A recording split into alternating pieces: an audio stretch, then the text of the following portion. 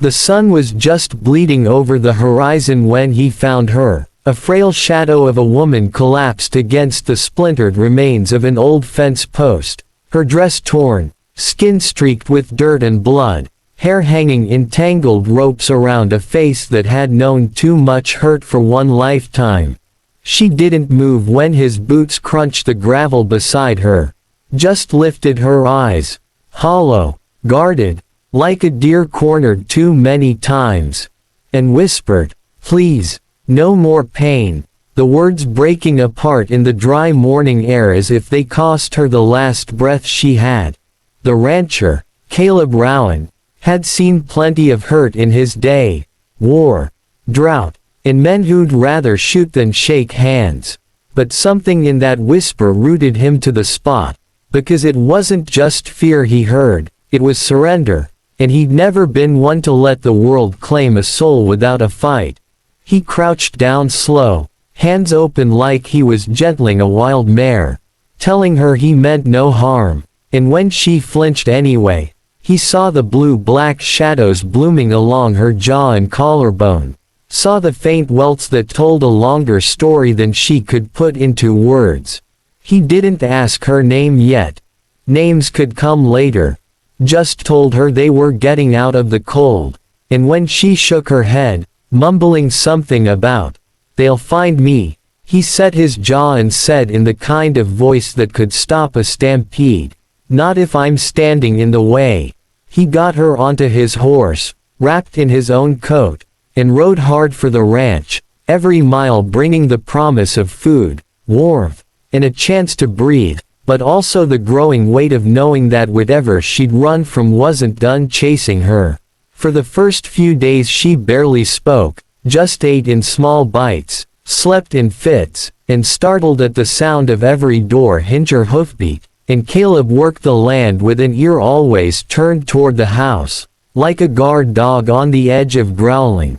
On the third night, with the fire throwing gold across her pale face, she told him pieces, enough to paint the outlines of a nightmare, a husband she'd been forced to marry after her father's debts went bad, a man with more whiskey than mercy in his veins, who used his fists and his friends to keep her from ever walking too far from the front porch. One night, while he slept off a bender, she'd run, but she'd heard him vow to the whole saloon that he'd bring her back, dead or breathing, don't matter. Caleb listened without interrupting, though his hands tightened so hard on his coffee mug that the ceramic creaked, and when she finally asked, "Why are you helping me?" he just said, "Because you deserve to be free, same as any soul that walks God's earth." But the West wasn't a place where bad men gave up easy, and it wasn't long before signs began to show. A latch left swinging, hoofprints too fresh to be from his own herd, the silhouette of a rider watching from the ridge at dusk.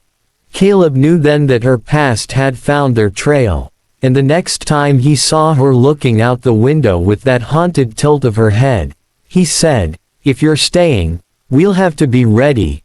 The night they came was cold enough to snap a man's breath in two. 5 riders in the dark, guns low, thinking they could creep up on the Rowan place without a fight, but Caleb was already waiting, Winchester braced on the porch rail, his dog barking like the devil himself had come calling.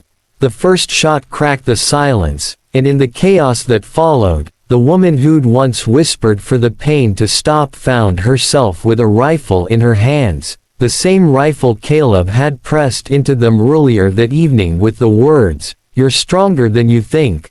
Side by side they held the yard, the air thick with smoke and the acrid sting of spent powder, until the last of the attackers broke and fled, leaving 2 of their own lying still in the dirt. When the sun came up, the frost was painted red in places, and Caleb was patching a bullet graze on his shoulder while she boiled coffee, her hands steadier than he'd ever seen them.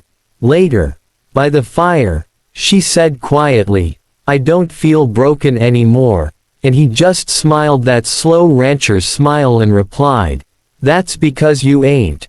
Not here, not while I'm breathing."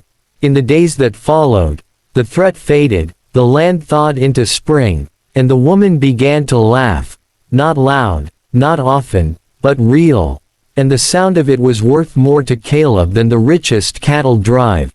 So if you've been following this story and want more tales of grit, redemption, and the kind of fight that can bring a person back to life, hit that subscribe button right now, because out here in the Wild West, every day writes a new legend, and you don't want to miss the next one.